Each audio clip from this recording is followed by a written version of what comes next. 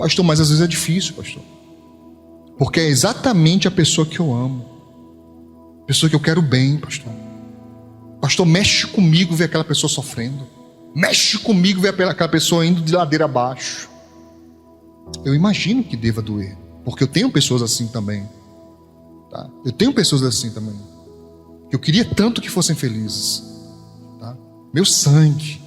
Queria tanto que a pessoa aceitasse Jesus, tivesse uma nova vida, tivesse as oportunidades que eu tenho. Porque Jesus tem para dar a mesma oportunidade, ou melhores até, às vezes. Mas a pessoa escolheu o mal. E está sofrendo, sofrendo. E cada notícia que eu ouço é sempre pior do que a anterior. Meu sangue. Eu sei que dói. Mas eu não posso parar por causa disso, irmãos. Satanás sabe como alcançar nossa alma. Ele sabe como nos ferir, como tirar nossa paz. E muitas vezes é através das pessoas que nós amamos. Como disse Davi, se fosse outro, um inimigo, eu saberia lidar com isso, mas é tu, meu irmão. É mais difícil quando é alguém que você ama. Dói mais, é mais pesado, confunde mais. Está me entendendo? Mas a Bíblia diz que passando se mete em questão alheia, é como quem segura, pega, agarra, puxa o cão pelas orelhas. Não faça isso. Por fim, irmãos, a bênção. Ainda em Gênesis 14, agora a partir do verso 18, diz: e Melquisedeque, rei de Salém, trouxe o quê? Pão e vinho, e era este sacerdote do Deus Altíssimo, e abençoou-o e disse: bendito seja Abraão pelo Deus Altíssimo, possuidor dos céus e da terra, e bendito seja o Deus Altíssimo, que entregou os teus inimigos nas tuas mãos. E Abraão deu-lhe o dízimo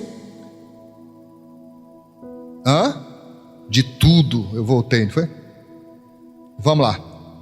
Primeiro ponto que eu quero ver com vocês: o encontro com o homem de Deus, o pão e vinho. Isso não é de graça, irmãos. Aqui também era um ato profético.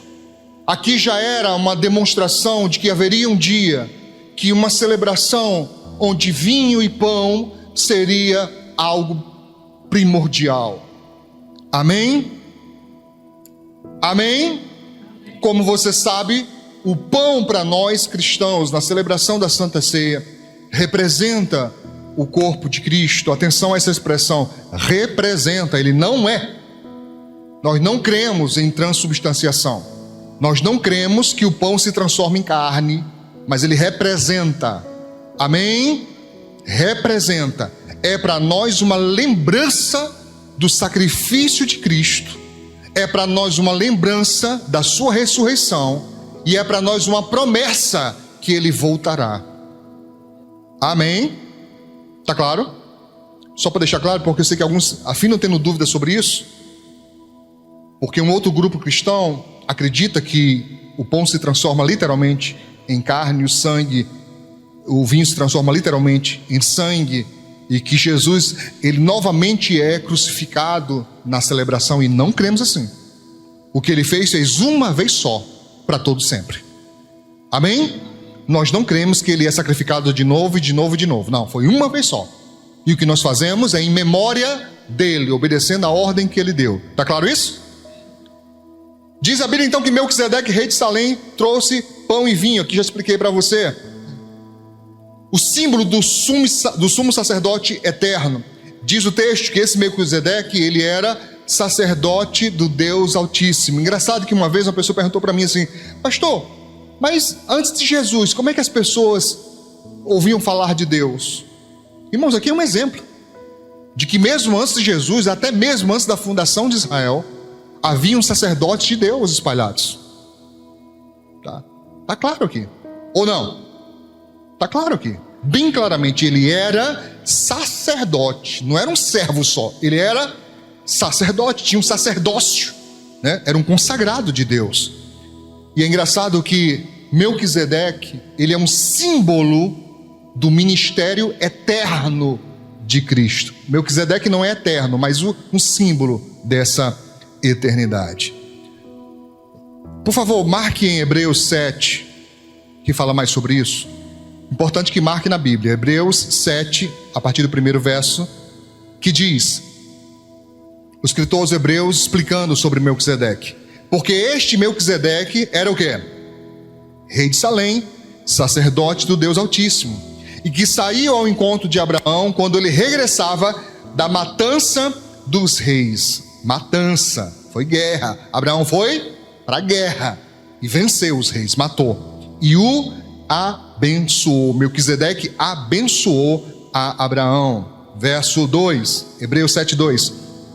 A quem também Abraão deu o dízimo de tudo, e primeiramente por interpretação, rei de justiça. O escritor aos Hebreus está explicando que Melquisedeque, rei de Salém, significa rei de justiça. E depois também, rei de paz, Rei de paz. Porque Salém é a cidade. E o significado era esse na época: paz. Ele era um rei da cidade de paz. É um símbolo de Cristo. A gente chama tipo de Cristo, Tipo, não espécie, tipo, mas símbolo, uma alegoria do que seria Cristo.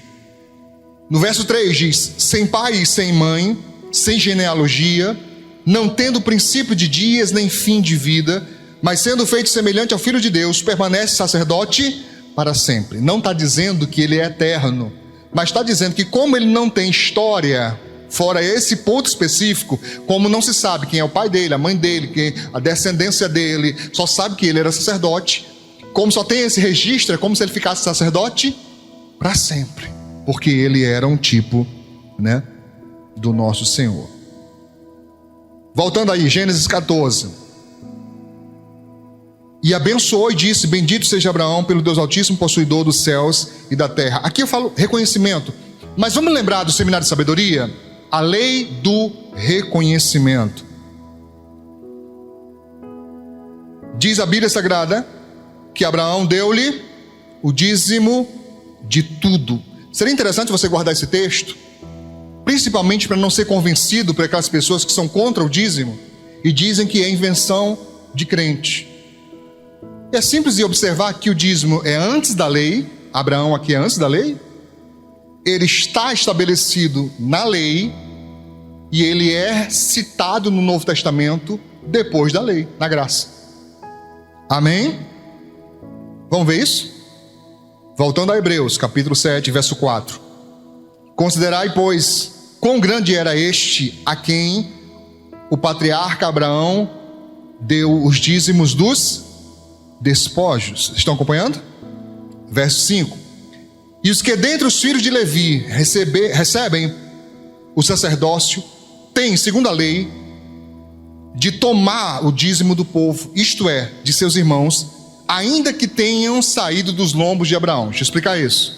O escritor aos Hebreus está dizendo: os filhos de Levi, os levitas, os sacerdotes, eles receberam a ordem de receber, de recolher, de tomar. Tomar aqui não é a força, viu, irmãos? A palavra tomar aqui significa recebimento. Amém? Mal comparando. Eu vou tomar uma injeção. Quando chega lá, você arrebata a injeção da mão do enfermeiro? Não. Dá para entender? Sim? Recolher, receber. Levi recebe dízimos, embora tanto os levitas como as outras tribos, todos são descendentes de Abraão. É isso que ele está explicando. Verso 6.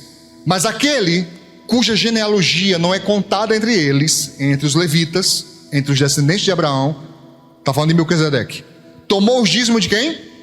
De Abraão, e abençoou a quem? O que tinha